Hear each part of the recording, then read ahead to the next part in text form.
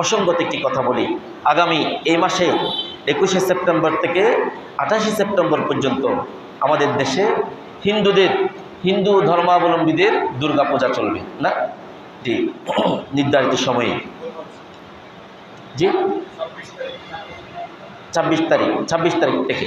আমরা 21 তারিখটা আমি গুগলে দেখেছি, 21 তারিখ থেকে 28 তারিখ পর্যন্ত তাদের মোট 6-8 দিনের প্রোগ্রাম আছে। মূল পর্ব চলবে মনে হয় 26 থেকে 28, 2-3 দিন।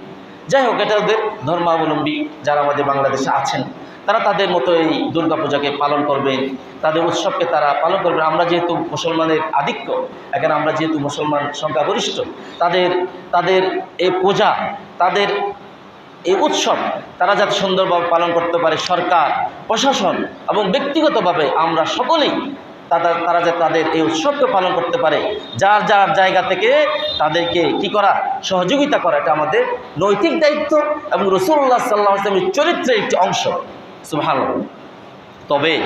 তবে সতর্ক করার জন্য বলি, তাদেরকে আমাদের দেশে সম্প্রীতি, সৌহার্দ্য, ভালোবাসা রক্ষার জন্যে, আমাদের সামাজিক সম্পর্ক রক্ষার জন্যে তাদেরকে সহযোগিতা মানে তারা তাদের উৎসব পালন করবে, সেখানে আমরা বাধা দেব না, সেখানে ঢিল ছুড়ব না, আগুন জ্বালাবো না, মারপিট করব না।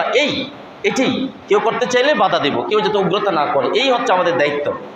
তবে তাদের সেই দুর্গাপূজায় ডোনেট করা, সহযোগিতা করা, ওতপ্রোতভাবে জড়িত হয়ে যাওয়া, সেখানে একেবারে সশরীরে উপস্থিত হয়ে আমরাও আপনাদের সাথে আছি বলা, এগুলি একজন প্রকৃত মুসলমানের জন্য রিমাইন্ডিং।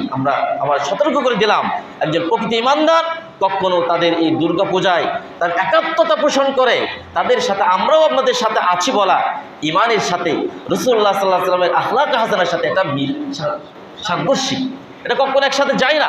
গত কয়েকদিন আগে একটা ভিডিও দেখলাম, আপনারা হয়তো দেখবেন, হয়তো দেখেছেন কেন, কোনো একটি চ্যানেলে, আমার মনে নেই চ্যানেলটি, সেখানে একটা তারা অ্যাড বানিয়েছে। অ্যাডে কি, তারা ওই হিন্দুদের দুর্গা পূজার জন্য কিছু ছেলেমেয়েরা ঘরে ঘরে গিয়ে টাকা পয়সা তুলছে। এখন যেভাবে আমাদের ছেলেরা মাহফিল টাহফিল করলে এরকম টাকা তোলে, এরা তাদের ধর্মাবলম্বীদের কাছে যাবে, তাদের দোকানপাটে যাবে, তাদের থেকে তারা টাকা পয়সা সংগ্রহ করবে। এখন এক ঘরে গিয়ে নক করতে করতে এক ঘরে মুসলমানের এক ঘরে নক করলো, স্ত্রী ঘর দরজা খুলে দিল এবং সে বললো যে আপনারা তো মুসলমান, সরি, আমরা ভুল হয়েছে, আমরা চলে যাই। চলে যাওয়ার মুহূর্তে স্বামী ভিতর থেকে ডাক দিয়ে বলছে, ওগো কে এসেছে? তখন স্ত্রী বলছে, ওই তারা তো পূজা করবে, তাদের পূজার জন্যে ডোনেশনের জন্য এসেছে। তখন স্বামী বলছে, না, তাদেরকে ডাকো, ভিতরে আসতে বলো, তাদেরকে একটু মেহমানদারি করো, একটু শরবত টরবত খাওয়াও, আর আমরাও আপনাদেরকে ডোনেট করলাম এবং আমরা আপনাদের সাথে থাকলাম। এর মেসেজটা কি? এর মেসেজটা হচ্ছে, আপনারা আপনাদের পূজা করেন, আপনাদের পূজার সাথে আমরাও একাত্মতার সাথে আছি। নাউজুবিল্লাহ বলবেন না?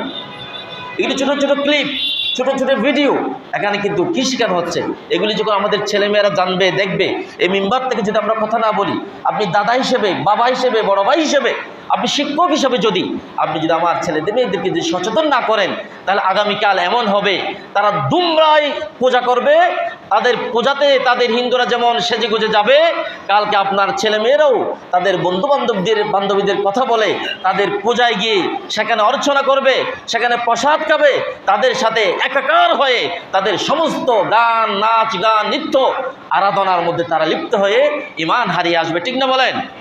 অতএব আমরা সতর্ক করব, সচেতনতার সৃষ্টির জন্য করব এবং পরামর্শ দেব। প্রয়োজন নাই, আমাদের দেশে এখন রাজনৈতিক ভোট কিংবা এগুলি সুবিধার জন্যে মানুষ কি করে যা যা করার দরকার, অথচ আপনি দুনিয়ার সামান্য লোভের জন্যে, সামান্য পদ পদবীর জন্যে ওইদিকে আপনার ঈমান চলে যাচ্ছে। এগুলো আমাদের বোঝার দরকার। আমরা যাতে তাদের সহযোগিতা করতে গিয়ে আমরা যেন ঈমানকে হারিয়ে না ফেলি। আল্লাহ তাআলা আমাদের বোঝার তৌফিক দান করুন। আল্লাহ তাআলা আমাদেরকে স্বচ্ছ ঈমান এবং রাসূলুল্লাহ সাল্লাল্লাহু আলাইহি ওয়াসাল্লামের আখলাক হাসানা আমাদের হৃদয়ে দান করুন। সকলে বলি আল্লাহুম্মা আমিন ওয়া আখিরু দাওয়ানা আলহামদুলিল্লাহি রাব্বিল আলামিন। সুবহানাকাল্লাহুম্মা ওয়া বিহামদিকা আশহাদু আল্লা ইলাহা ইল্লা আনতা আস্তাগফিরুকা ওয়া আতুবু ইলাইক।